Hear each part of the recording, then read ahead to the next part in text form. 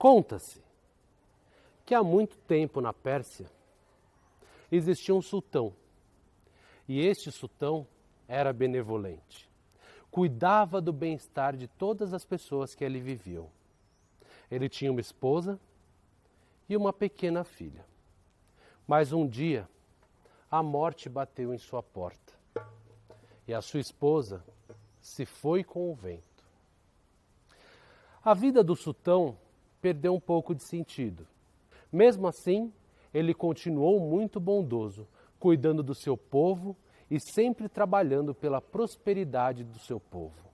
Lá na Pérsia, os tapetes são os mais belos, as fortunas são as mais ricas, as felicidades são as mais felizes.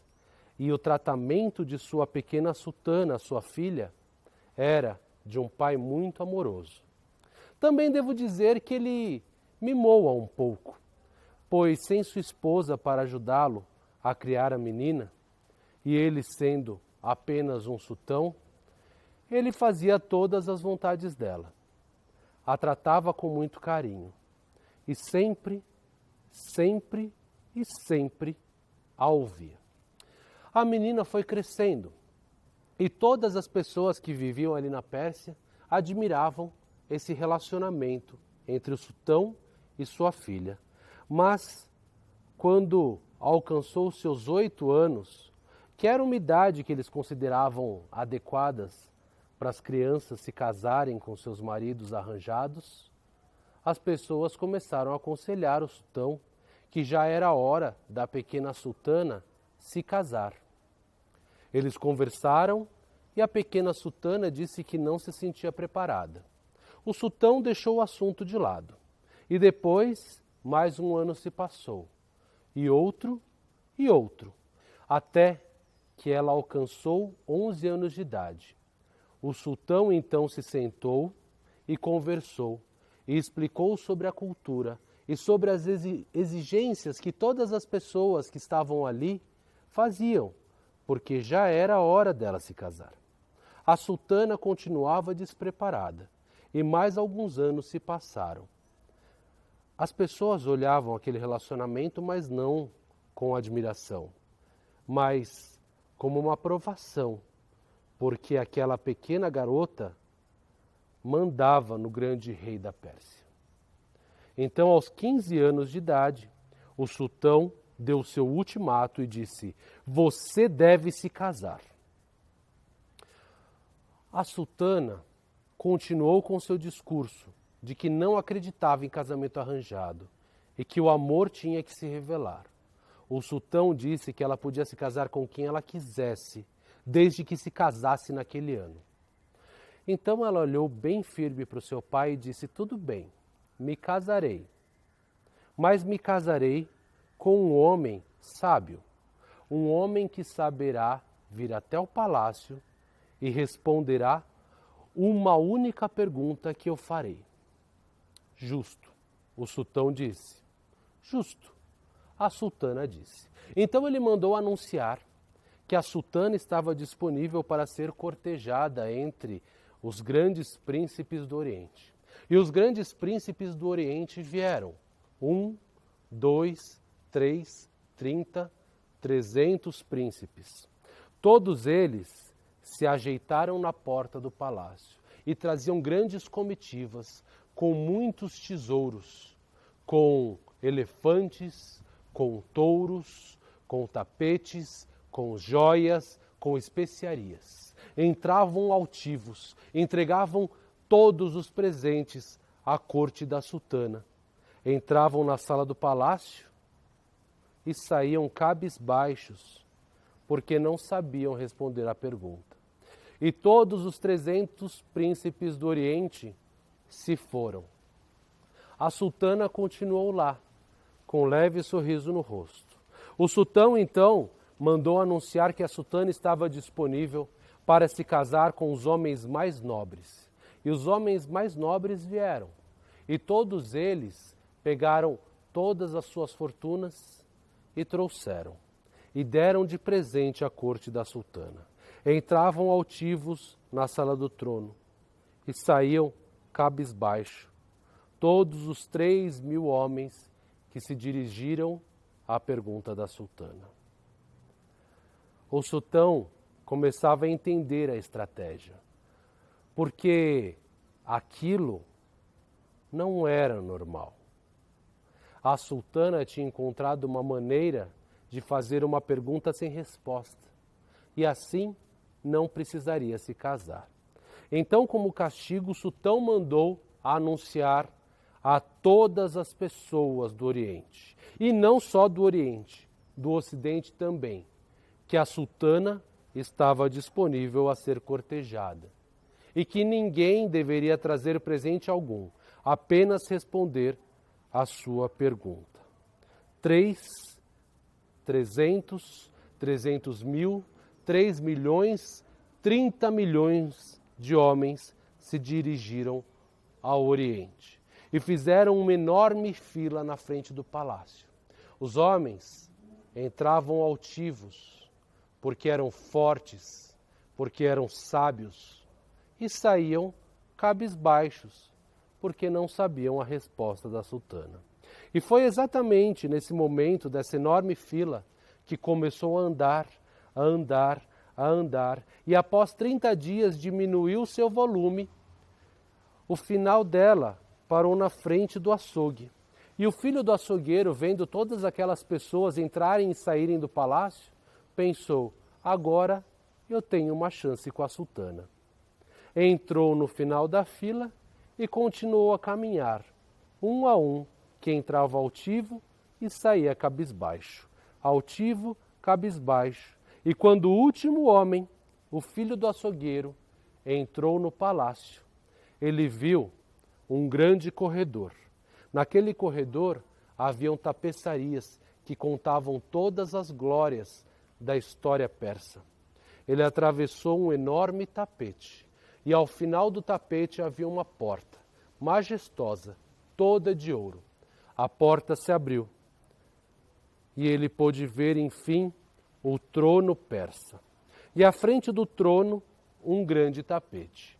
A sultana, que estava de costas, se virou e se sentou na ponta do tapete. Disse então para que o filho do açougueiro sentasse na outra ponta. E ele se sentou.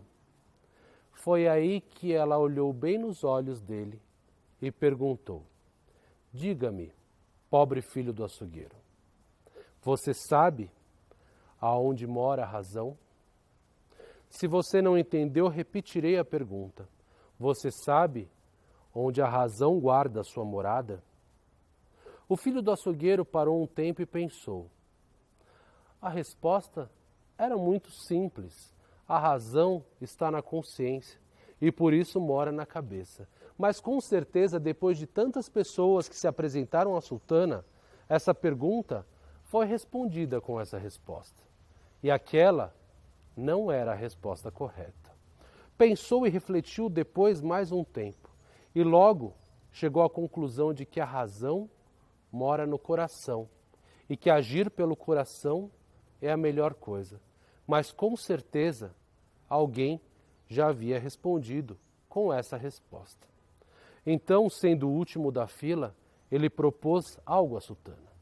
Para chegar até aqui, eu andei muito e caminhei pela metade do mundo.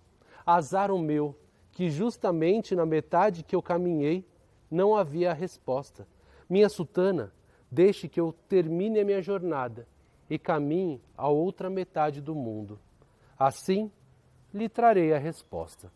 A sultana acenou com a cabeça que sim e disse: filho do açougueiro, você tem 1 ano para trazer essa resposta. Ele se ajoelhou e beijou seus pés, levantou e saiu do palácio com muita pressa.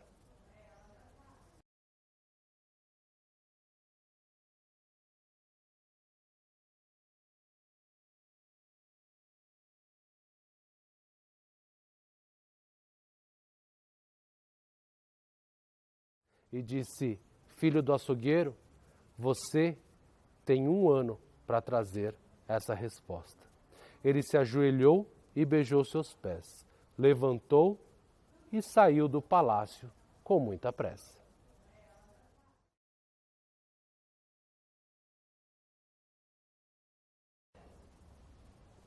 Apressado, saiu do palácio. Percorreu o corredor com as tapeçarias e foi até o fim da rua onde ficava o açougue de seu pai. Lá, esticou um pedaço de couro e separou-o em pequenas camadas, colocando cereais, carne seca, grãos e todo tipo de provisão que precisaria para a sua grande jornada. Pegou uma bota, que é um recipiente feito de estômago de carneiro, e encheu de água. A amarrou bem e colocou nas costas. Depois partiu, mas justamente quando saía do açougue, deu de cara com seu pai. E o seu pai perguntou o que havia acontecido. O filho do açougueiro então explicou toda a história, falou da pergunta da sultana. O seu pai, que não sabia a resposta, apoiou que ele saísse, mas disse que não poderia sair apenas com provisões, porque aquela era uma jornada, e toda jornada precisa também de um pouco de dinheiro. Abriu a gaveta onde guardava todo o dinheiro do açougue e pegou as últimas economias, 3 dinares, entregou para o seu filho e ele guardou no seu bolso. Depois agradeceu, beijou a testa de seu pai e disse adeus e partiu. Começou a ir em direção sul. Saiu da Pérsia. Chegou no Cairo, lá no Egito. E lá no Cairo ele perguntou para as pessoas: você sabe onde mora a razão? As pessoas diziam: mas é claro, é na cabeça. Não era essa a resposta. Então o jovem continuou a descer para o sul.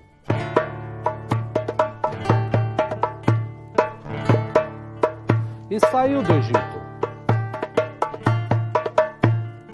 Vocês sabem que o limite do Egito é o grande deserto, o Saara. E lá no Saara, o jovem caminhou, e caminhou, e caminhou, sem ver uma única alma viva, sem ver pessoas que poderiam responder a sua pergunta. Lá, ele bebeu a sua água, comeu um pouco de suas provisões, mas como o caminho era muito longo e o sol era muito quente, depois de um tempo, desmaiou. E ali, perdeu-se no meio das areias. O jovem filho do açougueiro ficou um bom tempo ali, mas o destino é sábio, e o destino sempre salva os heróis.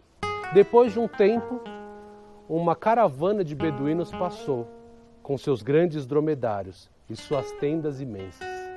Encontraram o filho do açougueiro, recolheram e o levaram, alimentaram e hidrataram. E depois de 3 dias, o filho do açougueiro voltou a ter consciência. Mas como estava no meio de pessoas tão diferentes, o filho do açougueiro não entendia o que eles falavam. Também não entendia por que eles levavam tantos panos, já que andavam pelo deserto. Tentava ouvir o que as mulheres pronunciavam sem nenhum sucesso. E os meses se passaram. O filho do açougueiro acompanhou os beduínos. E depois de um tempo, ele entendeu o que os beduínos falavam. Começou a pronunciar as primeiras palavras, até que dominou a língua. E quando dominou a língua, tão feliz que era por aprender uma nova cultura, ele se sentou numa noite muito escura, perto de uma fogueira, ao lado do chefe, e contou toda a sua história e o seu amor pela sultana, que era a mulher mais bela do mundo. E perguntou ao chefe dos beduínos: você sabe onde a razão guarda sua morada? O chefe dos beduínos fez uma longa pausa. E quando o filho do açougueiro achou que não teria sua resposta, o chefe do beduíno começou a contar a sua história. Os beduínos eram uma tribo que não eram nômades há muito, muito tempo. E tudo era passado de pai para filho. Nessa tribo existia um ancião, E esse ancião conhecia todas as histórias. E as histórias definem quem você é. Acontece que uma doença surgiu. E o ancião da tribo, que não tinha ainda passado todas as histórias para o seu descendente, ficou doente. O filho mais velho queria ser o líder da tribo. E quando seu pai estava muito, muito doente, quase morto, ele se ajoelhou e pediu ao seu pai que lhe contasse as últimas histórias. Assim, ele poderia saber o que era viver e poderia conduzir a vida de todas as pessoas. O seu pai disse que não é assim que funciona. As histórias, elas devem ser vividas, não apenas contadas. Ele deveria pegar um caminho pelo deserto e seguir em linha reta, até o fim do mundo. Lá, ele encontraria o grande Criador, o ancião que nunca morre, o ancião que define o destino. Assim, ele poderia liderar todas aquelas pessoas. Mas o seu tempo era curto, porque em poucos dias o ancião da sua tribo morreria. Assim como o filho do açougueiro, ele pegou um pedaço de couro, colocou provisões e levou água também, e partiu pelo deserto. A história era muito semelhante. E ele caminhou e caminhou e caminhou e caminhou e caminhou. Nos primeiros dias os seus pés doeram muito. Depois eles sangraram e ficaram em carne viva. E quando ele se acostumou com a dor, embaixo do seu pé uma crosta se formou. Ele encontrou no meio do caminho um leão. Um leão muito magro, caído, quase morto como seu pai. Da sua boca escorria o resto de saliva que ele tinha. O seu pelo estava opaco e todo quebrado por causa da areia que batia nele, dia e noite. O filho do ancião se agachou e passou a mão no leão, tirando toda aquela areia. Depois ele o abraçou e perguntou: "O que aconteceu com você? Você é a majestade das savanas e está aqui, caído no meio do deserto." O leão olhou com um ar muito triste para o jovem e disse: "Eu não sei. Eu só sei que eu não tenho mais vontade de viver." O jovem então fez uma proposta.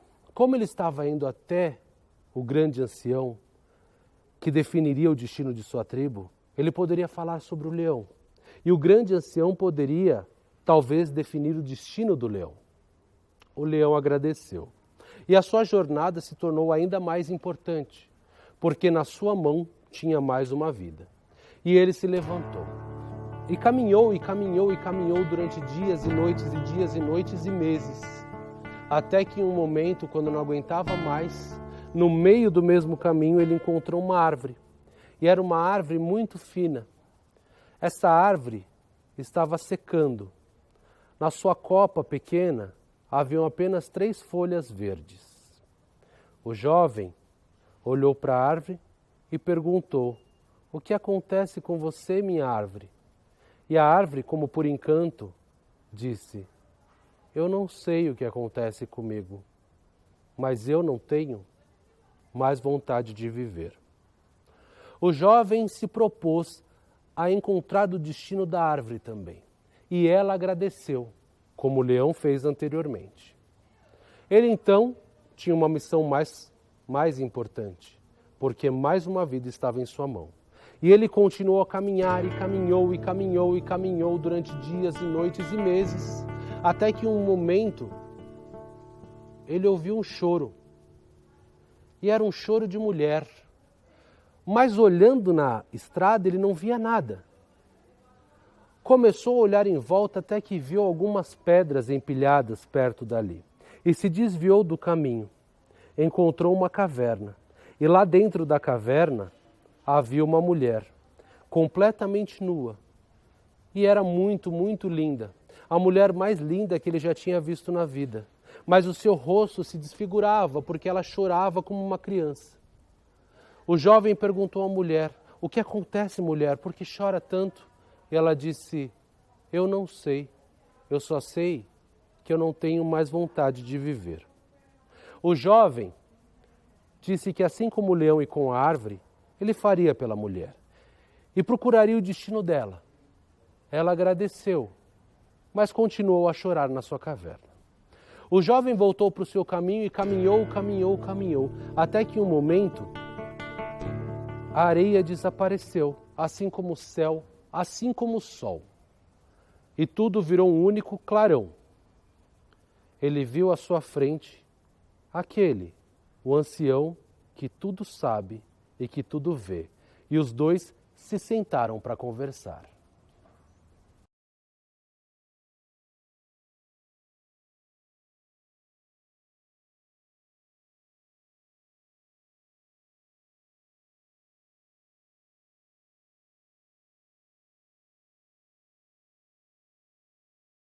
Assim como o sol. E tudo virou um único clarão. Ele viu à sua frente aquele, o ancião que tudo sabe e que tudo vê. E os dois se sentaram para conversar.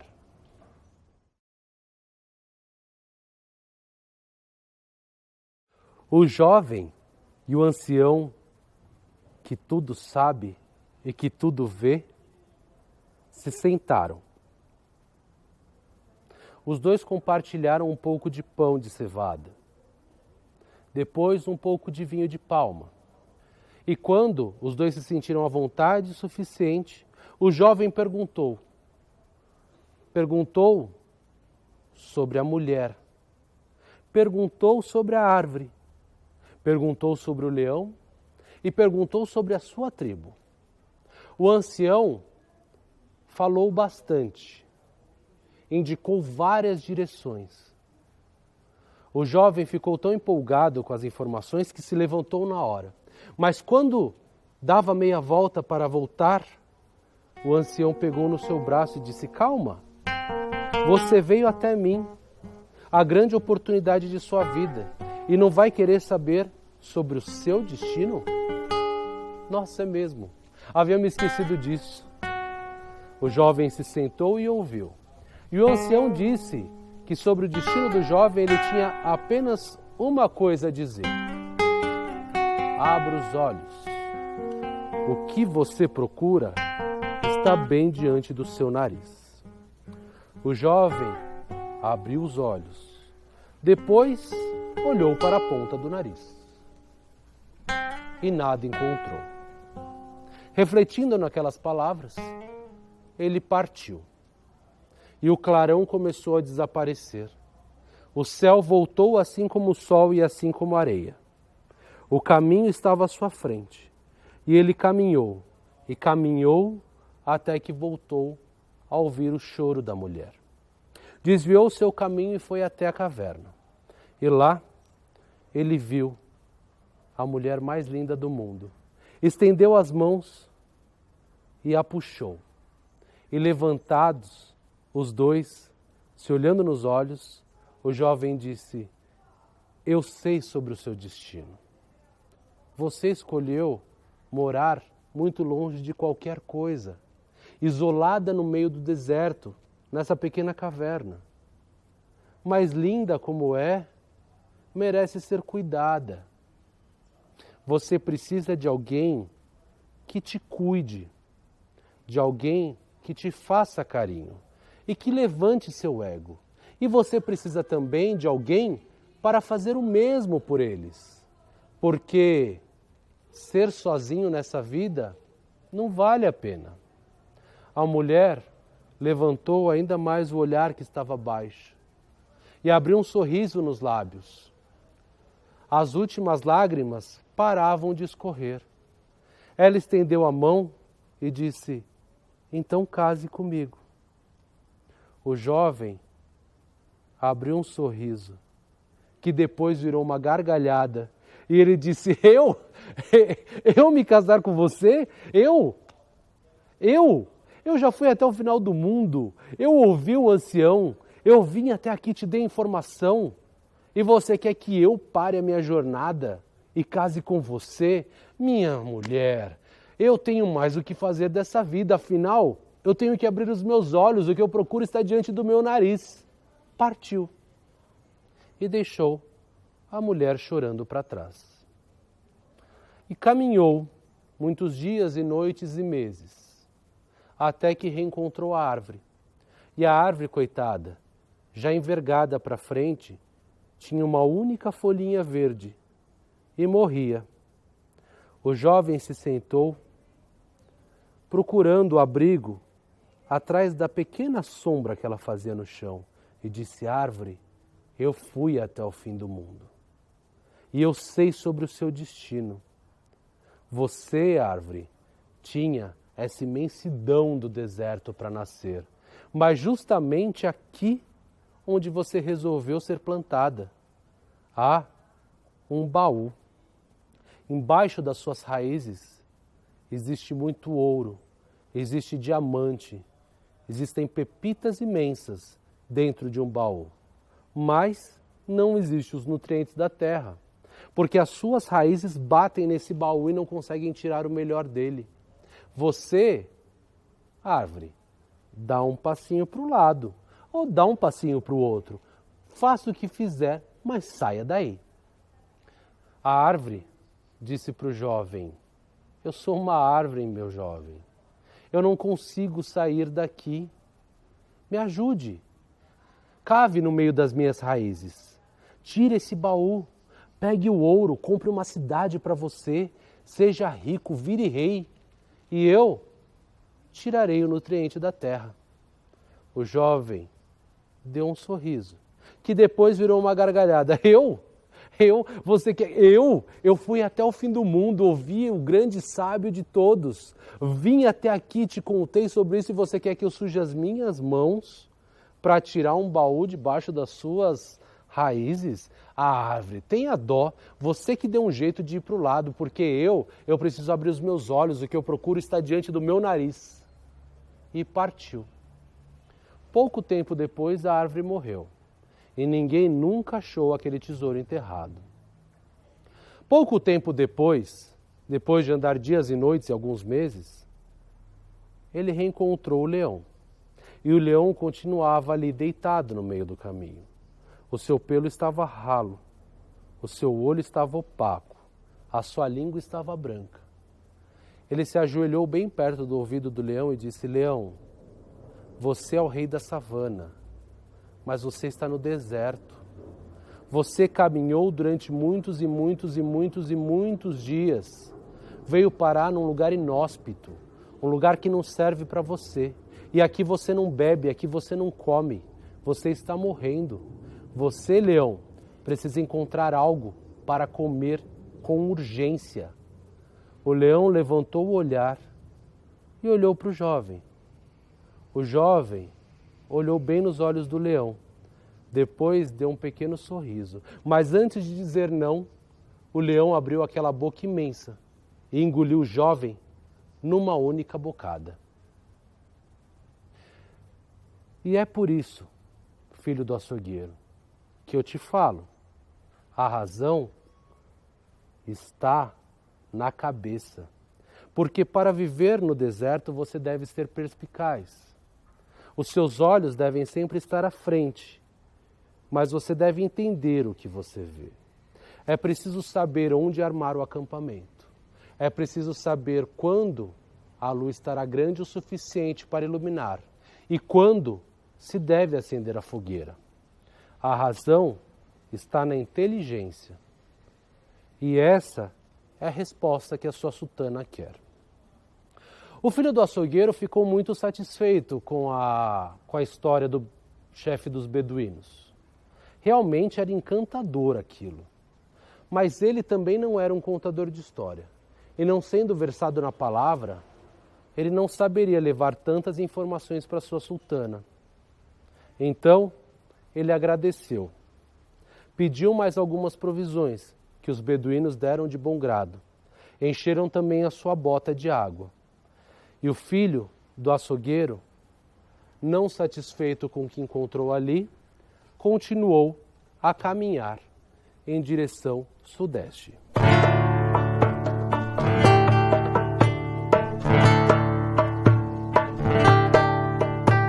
Desviou para o outro lado. e pela primeira vez viu o grande Oceano Atlântico. Lá no Atlântico havia um litoral, com muitas pedras. O filho do açougueiro se sentou e se escondeu atrás de algumas pedras. E percebeu que lá do meio do oceano surgiu uma embarcação, que aumentava conforme se aproximava do continente. Essa embarcação era muito grande e era uma embarcação de traficantes, piratas traficantes de escravos. O jovem continuou a olhar e os piratas começaram a desembarcar e começaram a falar muito alto, na mesma língua que se fala na Pérsia. Talvez ali ele encontrasse a sua resposta.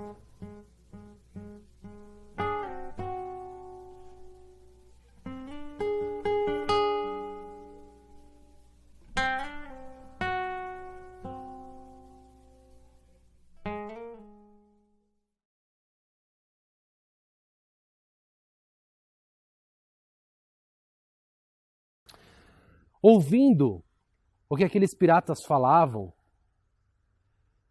ele entendia algumas poucas palavras, porque eles gritavam e empurravam uns aos outros a todo momento, como homens tentando mostrar a sua masculinidade, até que um falou mais alto e o outro tirou uma faca que levava na cintura, enfiando aquela faca no estômago do que falou alto. O seu intestino foi jogado para fora de seu corpo, com muito sangue. O jovem chegou à conclusão de que se a razão guardava morada em algum lugar, não era no meio de piratas traficantes de escravos. Então, pegou as suas coisas e partiu na direção sudeste.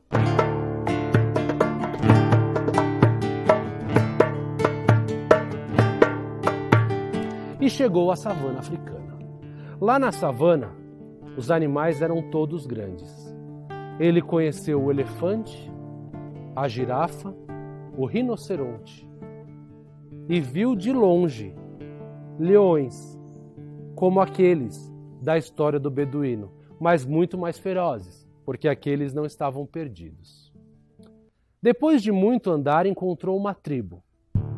E naquela tribo, ele viu pessoas completamente diferentes. Elas não usavam todos aqueles tecidos que os beduínos usavam. Pelo contrário, não usavam tecido algum. Andavam completamente nus, com a sua pele muito negra. E de tão bela, elas refletiam o sol e emitiam uma luz azulada.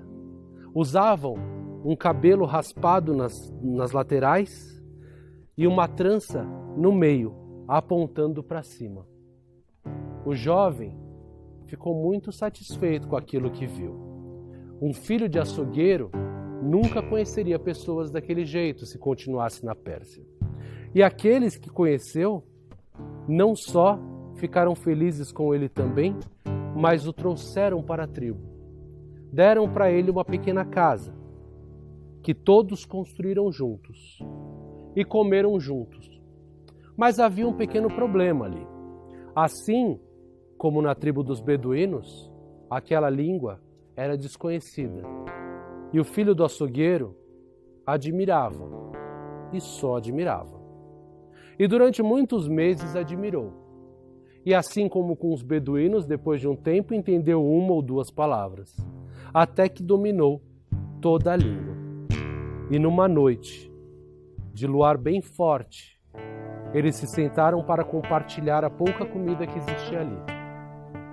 O jovem se sentou ao lado direito do líder da tribo e contou toda a sua história, falando sobre a sua linda sultana e a sua missão de voltar para a Pérsia. E perguntou: "Você sabe onde a razão guarda sua morada?" O líder da tribo pensou durante um tempo e ele disse: "Veja, meu jovem, essa tribo que você vê nem sempre foi assim. Nós já fomos muito mais distantes e não morávamos tão perto. No início, haviam duas tribos. Aqui, onde nós moramos, havia uma mulher que era irmã de um cego. E os dois não tinham pais. As pessoas cresceram com aquelas crianças e deram valor a todos que moravam aqui. Mas quando uma outra tribo se aproximou e colocou sua morada ao lado, o guerreiro mais forte se apaixonou por aquela mulher. Em pouco tempo eles namoraram e se casaram. E o guerreiro foi morar na casa da mulher e do cego. O cego ficava sentado à porta e conversava com todas as pessoas e dava seus conselhos, e as pessoas agradeciam.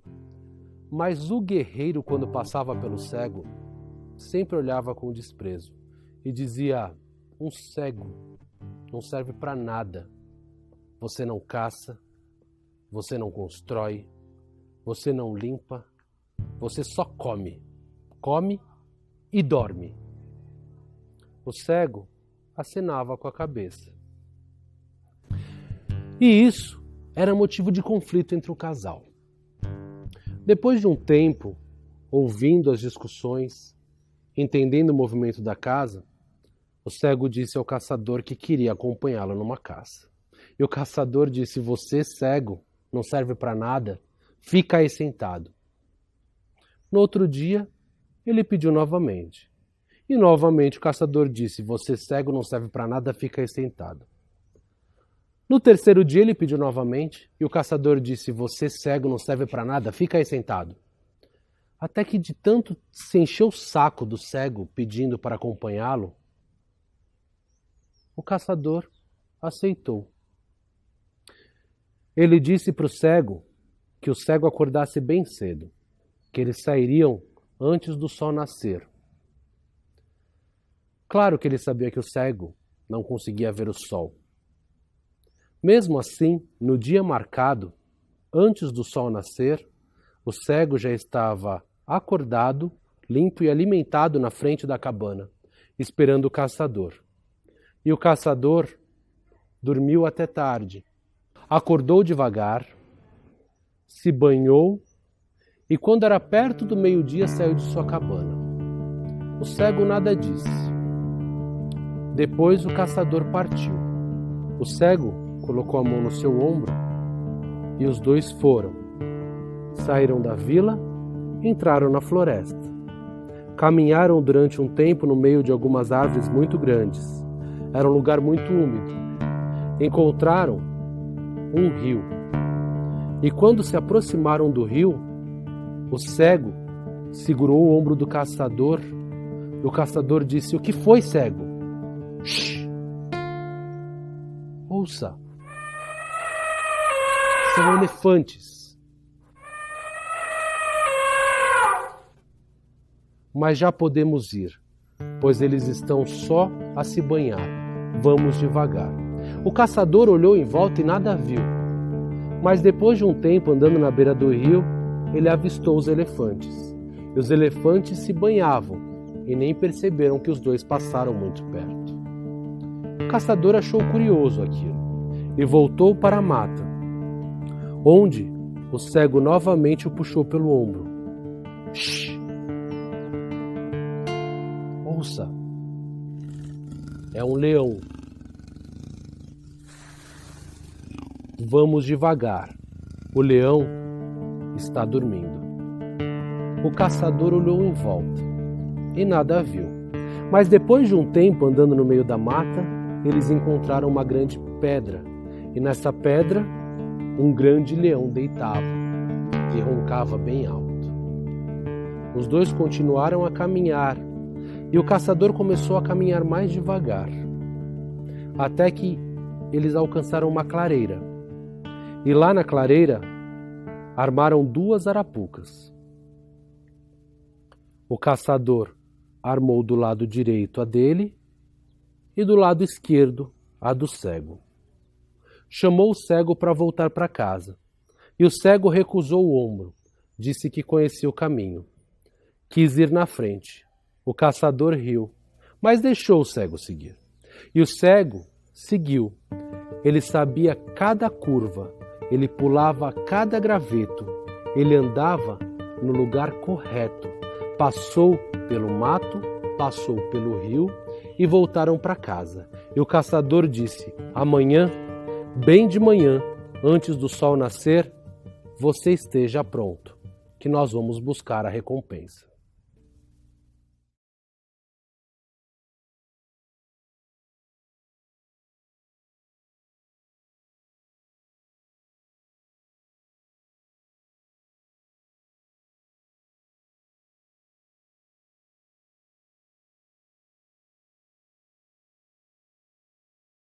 E como combinado, bem de manhã cedo, o cego já estava pronto à frente da cabana. E o caçador novamente dormiu até mais tarde. Tomou calmamente o seu café da manhã. E eles partiram por volta das 10 horas da manhã. O cego, como tinha pedido, foi na frente. E na frente ele foi andando por um caminho muito estreito, mas sem esbarrar em árvore e nem em pedras. Chegou até o rio, contornou o rio, entrou novamente na mata, passou pela pedra do leão e chegou até a clareira. As duas arapucas estavam desarmadas. O caçador então disse que eles tinham tido sorte. Tomou a frente e foi até a sua arapuca da direita, onde ele pegou um pequeno pássaro. Pequeno, com cores fracas e que não cantava muito. Depois ele foi até a arapuca do cego e colocou a mão por baixo, retirando um pássaro coloridíssimo, muito valioso, o melhor cantador de toda a mata. O caçador olhou para os dois pássaros e disse: poxa, cego, você não teve sorte. E entregou o pássaro sem valor.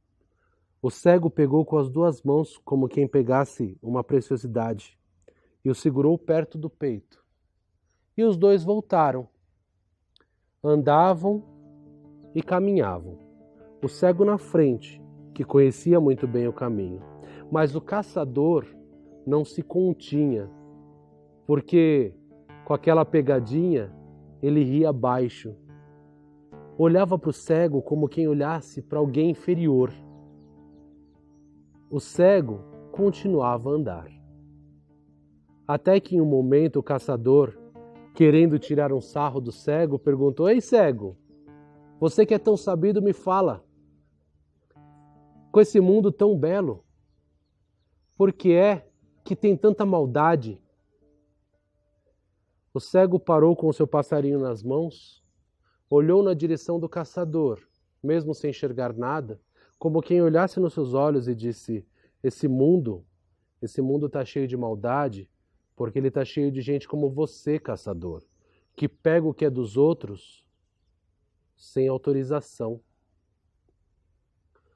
O caçador sentiu aquilo como uma flecha no seu peito. Baixou o olhar e as lágrimas escorreram, mas o cego deu meia volta e continuou a caminhar à sua frente. O caçador não se continha, porque um homem cego inferior tinha descoberto o que ele fez. E ele começou a cambalear e a pisar em gravetos e a fazer muito barulho e a despertar os animais ferozes da floresta. O cego então parou e disse: caçador, se recomponha. E o caçador, chorando, olhou para o cego e disse: mas cego, se esse mundo tem tanta maldade, por que é que as pessoas ainda amam? E o cego sorriu e disse: por quê? Porque nesse mundo existem pessoas como você, que se arrependem das coisas ruins que fazem. O caçador entregou o pássaro do cego, e o cego devolveu o pássaro sem valor para o caçador. Eles se abraçaram, e o caçador fechou os olhos e colocou a mão no ombro do cego. Assim os dois seguiram, e seguiram bem, sem despertar nenhuma fera. Dizem que depois disso o caçador passou a respeitar o cego. E o cego continuou durante muito tempo sentado à frente da cabana dando seus conselhos. E quando as pessoas perguntavam, mas cego, você é cego? Você sabe de tanta coisa? Como pode isso? O cego respondia, é que eu vejo com os ouvidos. E lá de dentro da cabana, uma voz do caçador gritava, mas ele ouve é com a voz do coração. É por isso, filho do açougueiro, que eu lhe digo, sem nenhum receio, a razão mora no coração. Se você souber segui-lo, você terá sua sultana. O filho do açougueiro achou aquela história muito linda. Ela realmente o tocou. E ele realmente entendeu a razão dentro de si. Mas ele não era versado nas palavras. E não era um contador de história sábio, como líder daquela tribo. Então ele agradeceu. Agradeceu ao abrigo, à comida. Pegou um pouco de provisões. Colocou em sua bolsa de couro. Pegou água e colocou em sua bota. E resolveu subir pelo litoral, andando cada vez mais ao norte.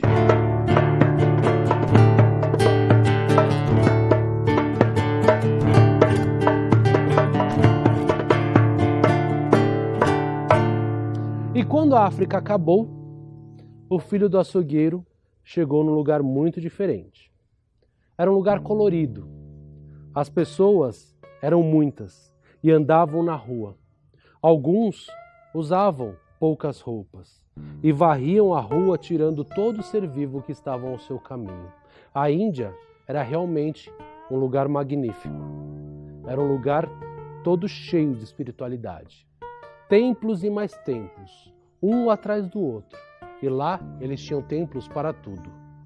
Para o rato, para o gato, para o cão, para o elefante, para o boi, para a vaca, para o macaco.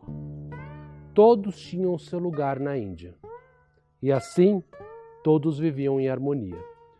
O filho do açougueiro andou de templo em templo, falando com as pessoas, contando a sua história, falando sobre sua sultana. E as pessoas sempre respondiam, ah, filho do açougueiro, a razão vive na nossa cabeça, que é onde mora a consciência. Ou então diziam, filho do açougueiro, dentro do peito você encontrará a razão. Ela lhe guia. E o filho do açougueiro achou tudo muito belo, mas começava a perder completamente as esperanças. Atravessou a Índia inteira e quando chegava ao final daquele país, ele viu algo diferente. Era um homem que não estava num templo.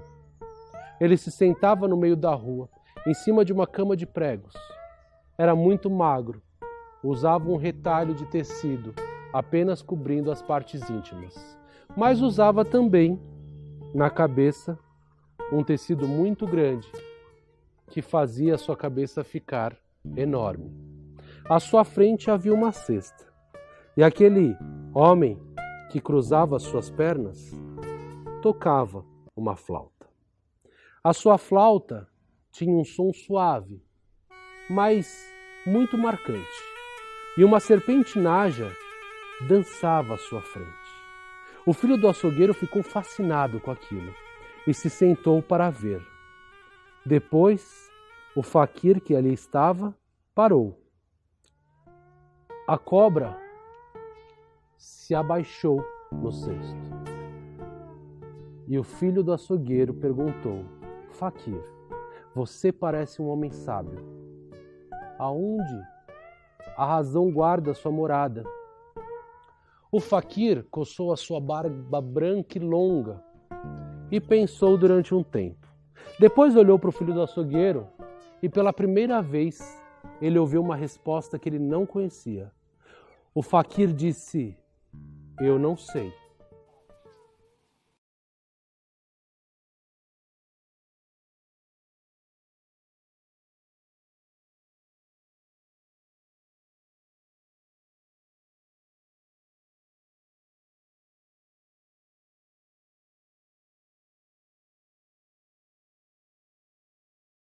"Eu não sei, filho do açougueiro, mas se você quiser, eu posso te vender algumas palavras." "Vender palavras? Como assim, faquir?" "Vender palavras. As palavras regem a nossa vida. Se você tiver a palavra certa, a sua vida irá para o lugar certo. Se você não tiver a palavra, as coisas se complicam." O filho do açougueiro ficou seduzido e colocou a mão no bolso, tirando um dinar, que era uma moeda de ouro muito grande. O faquir pegou aquela moeda com as duas mãos e colocou debaixo da serpente. Depois pegou a sua flauta e a tocou.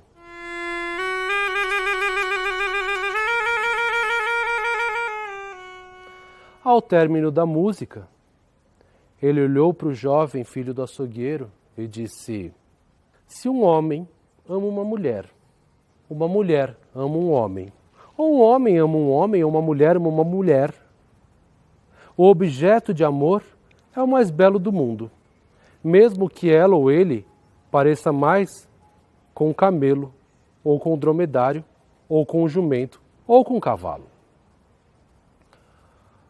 O filho do açougueiro ouviu aquelas palavras que eram tão óbvias e pensou: mas é claro, se eu amo alguém, esse alguém será o mais belo do mundo. E lá se foi um dinar. Mas talvez o destino esteja querendo me testar. Colocou a mão no bolso e tirou mais um dinar, entregando assim ao faquir. O faquir pegou o segundo dinar com as duas mãos e colocou debaixo da serpente. Pegou a sua flauta mágica e a tocou. Quando a música parou, o faquir olhou para o filho do açougueiro e disse: "Nunca, em hipótese alguma, jamais trai a confiança que lhe foi dada." A segunda palavra era ainda mais óbvia do que a primeira. O filho do açougueiro ficou extremamente incomodado com aqueles 2 dinares debaixo da serpente. Mas o destino prega peças. Então ele tirou o último dinar e entregou para o faquir, que pegou com as 2 mãos e colocou debaixo da serpente. Pegou a sua flauta mágica e a tocou. E quando a música parou, o faquir olhou para o filho do açougueiro e disse: "Se no meio de seu caminho você encontrar um momento de prazer que não prejudique a ninguém, pare tudo o que está fazendo e usufrua do prazer." Mas a terceira palavra era ainda mais óbvia do que a primeira e do que a segunda. E o pior de tudo, os 3 dinares estavam debaixo da serpente. O filho do açougueiro pensou durante um tempo e olhou para aquele cesto. Morto, ele não encontraria a razão. Então, ele fez o que podia. Agradeceu ao faquir e caminhou.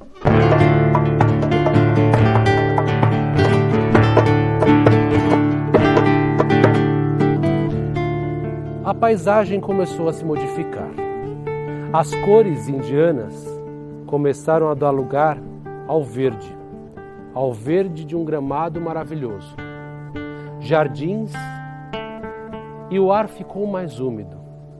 Em direção à China ele foi, e no meio do caminho encontrou uma grande plantação de trigo. No meio do trigo havia um moinho.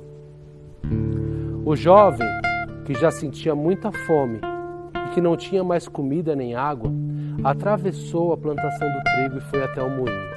Bateu em sua porta. E de lá de dentro saiu um senhor, já de idade, um velho.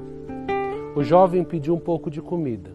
E comida ninguém deve negar aos viajantes. Então o velho pegou um pão e deu ao jovem. E os dois se sentaram ali, naquela escadinha, na porta do moinho. O velho ficou a observar o jovem, e o jovem contou a sua história. Falou sobre a sua linda sultana, falou sobre as suas viagens no deserto, sobre os piratas, sobre a tribo africana, falou sobre o faquir e sobre todos os templos indianos que ele encontrou no meio do caminho. Depois ele olhou para o velho e perguntou: "O senhor sabe onde a razão guarda morada?"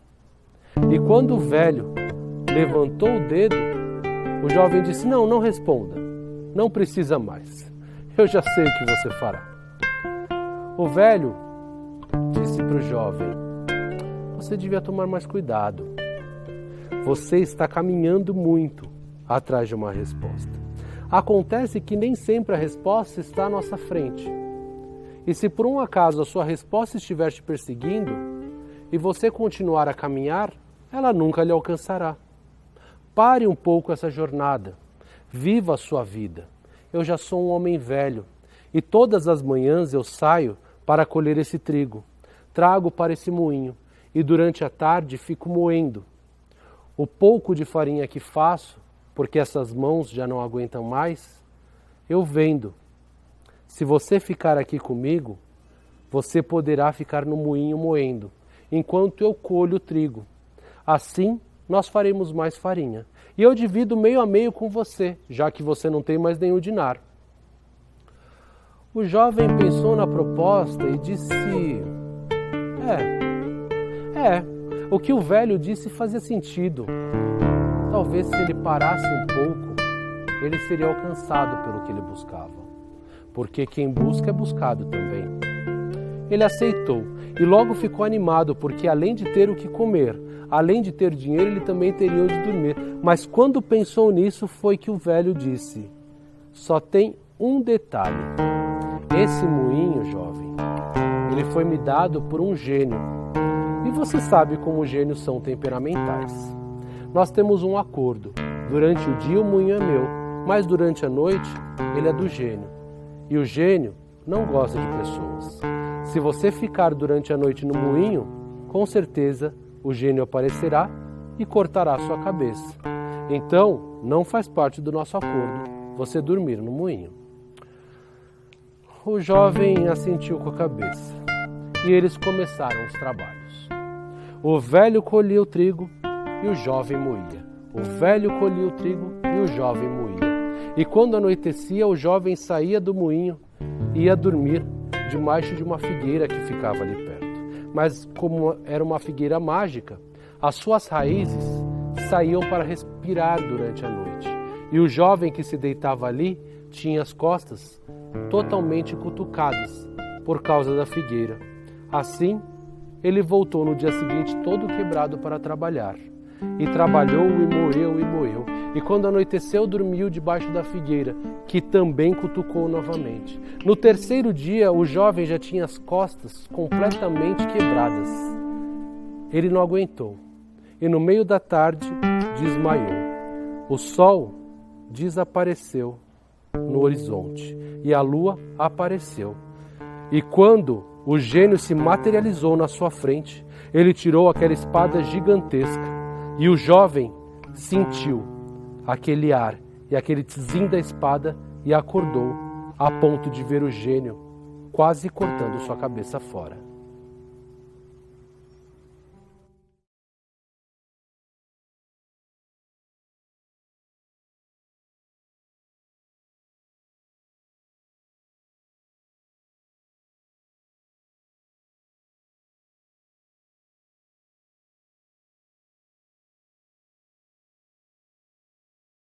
O gênio levantava sua espada e o jovem viu aquela lâmina brilhando. Ele se ajoelhou implorou a sua vida por Alá. E por sorte, os gênios são tementes às leis de Alá. Então, o gênio parou e permitiu que o jovem fizesse a sua última oração antes de ser morto. Mas o jovem implorou por sua vida, explicou a sua questão e falou da sua viagem. Depois de tanto tempo, morrer de forma tão banal seria um erro. O gênio pensou um pouco e simpatizou, porque ele gostava dos amantes. E ele fez uma proposta então para o jovem. Eu lhe farei uma única pergunta. Se você responder corretamente, eu poupo a sua vida. Se não, você perde a cabeça. Bem, é melhor tentar responder uma pergunta do que perder a cabeça sem tentar. O jovem mais uma vez rezou a Alá e pediu para que a pergunta do gênio não fosse a mesma da sultana. Então ele pediu para que o gênio fizesse a pergunta. O gênio esticou os braços bem à sua frente. Depois abriu os braços e os 2 braços saíram cada um por uma janela que tinha no moinho. E se esticaram e foram longe. As suas mãos foram crescendo. Depois, os braços começaram a voltar. E quando o jovem viu, nas 2 mãos do gênio haviam mulheres. Uma mulher na mão esquerda e uma mulher na mão direita. A mulher da mão direita era uma mulher belíssima, que usava um pijama de cetim. O seu cabelo era negro como a noite. O seu olho brilhava como os olhos de uma gazela. A sua boca era carnuda, como se fossem cerejas. E os seus seios, assim como suas nádegas, estavam no lugar correto, do tamanho correto, com curvas corretas. A mulher da mão esquerda era uma mulher feia. O seu cabelo era quebradiço, um pouco médio. Os seus olhos eram opacos. A sua boca era fina e na sua boca haviam apenas 2 dentes. Ela não tinha peitos, mas tinha uma barriga grande e também não tinha nádegas, além de um pé muito volumoso. O gênio colocou as 2 mulheres, uma ao lado da outra, e olhou bem nos olhos do filho do açougueiro e disse: qual das 2 é a mais bela? É óbvio que na hora a sua resposta seria a mulher da mão direita.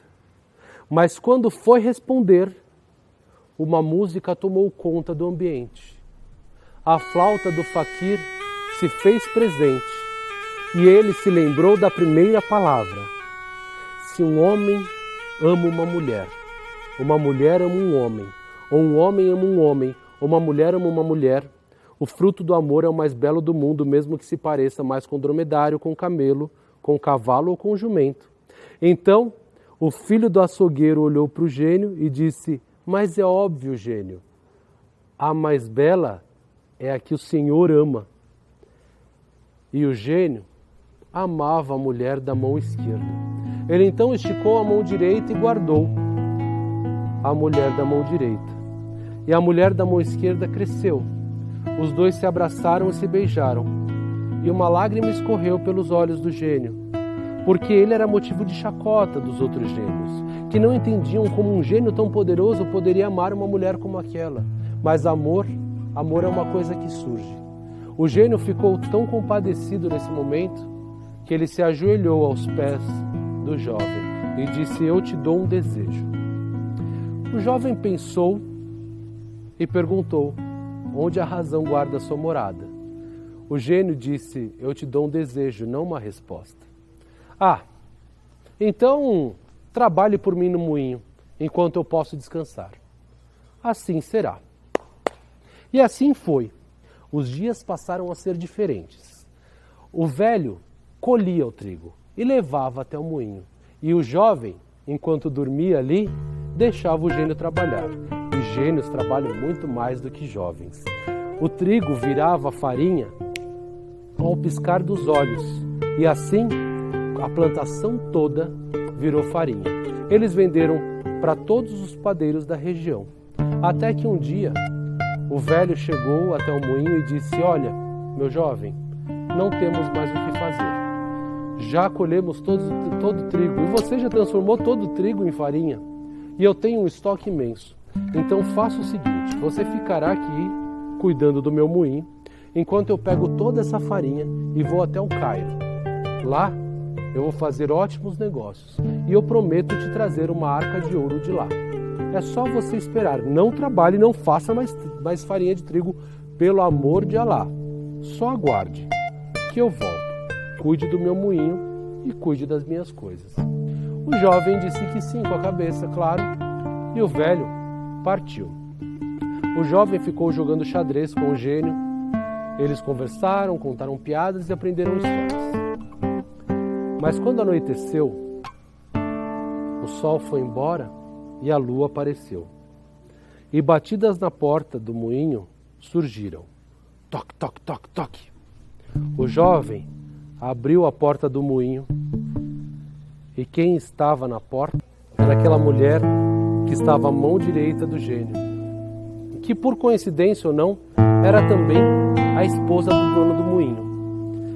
Ela usava um baby doll transparente e tampava muito pouco do seu corpo. Abriu os braços e o jovem viu aquela mulher maravilhosa.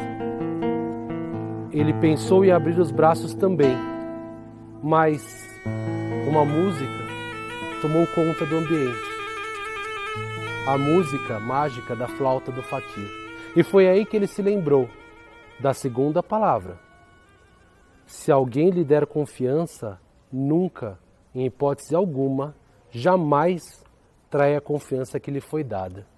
O jovem então fechou a porta na cara daquela mulher. E ela bateu tentando entrar, mas sem sucesso, porque ele segurava a porta por dentro. Ela tentava puxar a maçaneta sem sucesso. Foi aí que ela pensou, a janela. Deu a volta no moinho e foi até a janela. Tentou pular a janela, mas o jovem correu até lá e fechou a janela. E pediu para que o gênio selasse a porta e as duas janelas. Ela ficou ali batendo, insistente, gritando e dizendo que ele não tinha o direito de fazer aquilo, porque ela era dona do moinho. Ela era dona do velho e ela era dona da farinha. Ela era dona de tudo. Ele dizia apenas para ela ir embora. E ela insistiu durante toda a noite. Mas quando o sol despontou no horizonte, ela foi embora. As coisas se acalmaram e o silêncio voltou a imperar. Eles abriram a porta, abriram as janelas e conversaram e jogaram e contaram piadas. Mas o sol desapareceu no horizonte e a lua voltou a iluminar o céu. E com a lua, a mulher do dono do moinho também voltou. E não sozinha, ela trouxe um machado. Chegou até a porta e bateu, sem sucesso porque ninguém abriu. Tentou virar a maçaneta, sem sucesso porque estava lacrado. Depois, ela começou a tentar arrebentar a porta. E tentar, e tentar, e tentar, e tentar, e tentar. O jovem mandava ela embora, e ela dizia que ele não tinha direito de fazer aquilo. E durante a noite inteira, ela deu machadadas na porta de madeira. Por sorte, o gênio tinha lacrado a porta, e por isso ela não caiu. E quando a lua desapareceu, o sol apareceu no horizonte, a mulher também foi embora. O dia voltou a ficar calmo e silencioso. Mas quando o sol se pôs e a lua surgiu, novamente a mulher surgiu. Não acompanhada por um machado, mas também acompanhada por 15 lenhadores. E os 15 lenhadores tentavam a todo custo derrubar a porta e derrubar as janelas, e derrubar a porta e derrubar as janelas. O jovem mandava que fossem embora. Ela dizia que ele não tinha direito de fazer aquilo. Onde já se viu, ele se achava dono das coisas. ele se achava o maioral, ele tinha que sair dali. Ele tinha que fazer o que ela quisesse. Durante a noite inteira, tentaram derrubar as janelas, tentaram derrubar a porta, sem sucesso. E quando a lua foi embora e o sol voltou a surgir no céu, o velho dono do moinho voltou. Voltou, mas foi para sua casa, cumprimentar a sua esposa. E quando entrou em casa, entrou no seu quarto, ela estava completamente desolada. Chorava alto, estava aos prantos. E disse ao dono do moinho: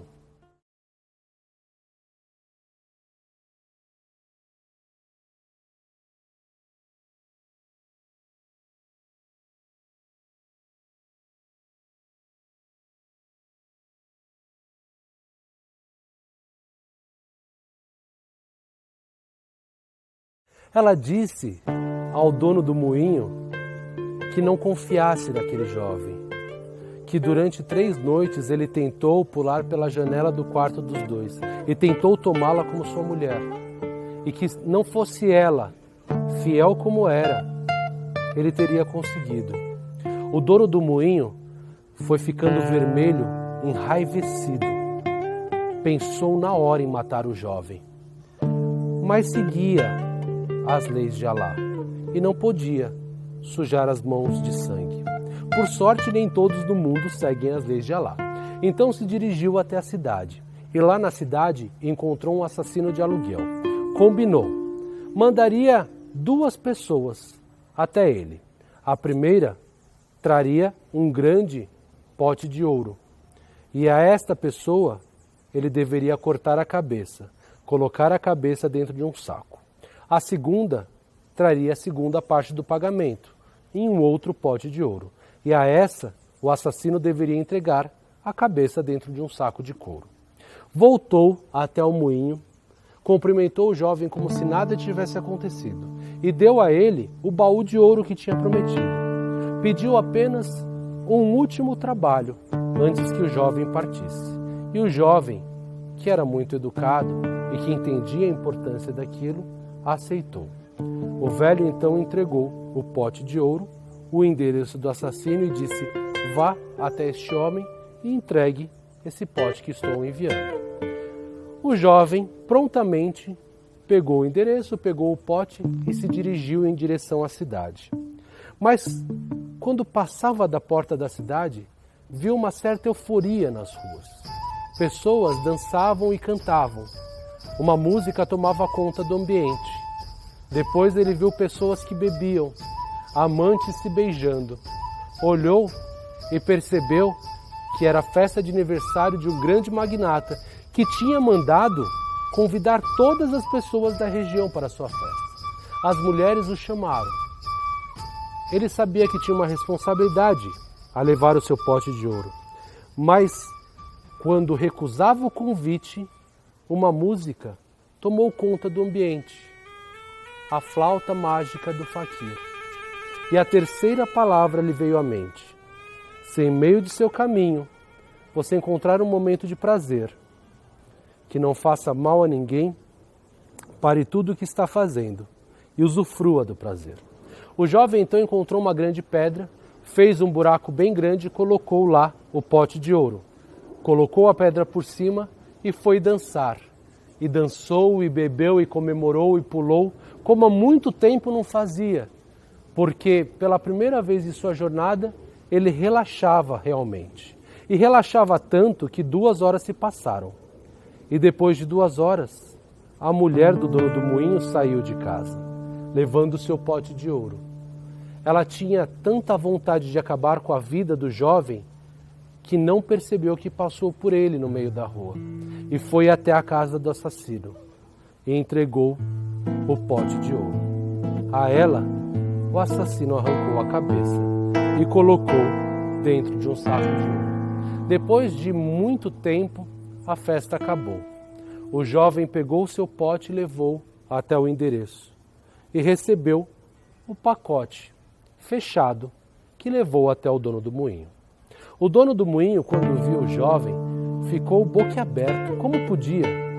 Passou tanto tempo e o jovem voltava, vivo, trazendo algo. Entregou para o dono do moinho, que abriu o saco e viu lá dentro a cabeça de sua mulher. Foi tomado de uma raiva imensa. Pegou a sua espada e foi na direção do jovem. Mas quando se aproximava para dar uma espadada nele, o gênio se materializou à sua frente. O gênio parou a espada do velho no ar com as duas mãos, afastando o velho e contando toda a história, falando sobre o moinho, sobre as 3 noites e como ela insistia e como trouxe lenhadores para tentar acabar com a porta do moinho. O velho ouviu tudo aquilo. Depois caiu em pranto e ajoelhou no chão. Beijou os pés do jovem. Pediu perdão por ter tentado matá-lo e por não ter conversado e confirmado a história antes. Ele se levantou e abraçou o jovem, tendo-o como um filho, e dando um beijo no rosto, agradecendo o jovem por ter arruinado a sua vida, mas aberto os seus olhos, porque ter os olhos abertos é muito melhor do que ter a ilusão. E ele disse: meu jovem, você é um homem de razão. Você tem toda a razão do mundo contigo, porque você teve a paciência. Você esperou os fatos e você esperou o fim. A razão, meu jovem, reside na paciência. E hoje ela reside em você. O jovem parou, olhou para o velho e perguntou: como? Você tem a razão, porque teve a paciência. A razão reside na paciência. E hoje ela reside em você. Ele beijou as mãos do velho, se despediu do gênio e partiu. Passou pela Índia. Atravessou a Índia. E como não conhecia outro caminho, desceu pelo litoral africano. Passou pela savana. Depois foi até o litoral, subindo pelo Saara, atravessando o Cairo. E quando faltavam 3 horas, ele chegou na Pérsia. Chegou até o palácio, abriu as portas, passou pelo corredor e passou por todas as tapeçarias. Depois abriu a porta do trono, encontrou a sultana e disse: é na paciência. A razão mora na paciência. A sultana sorriu, o abraçou, o beijou. A festa de casamento dos dois durou 3 dias e 3 noites. E depois de muito tempo, o sultão veio a morrer. Um filho de açougueiro se tornou o sultão da Pérsia. E ele, de todos, foi o mais justo, porque tudo era regido pela razão e todos os julgamentos eram conduzidos pela paciência.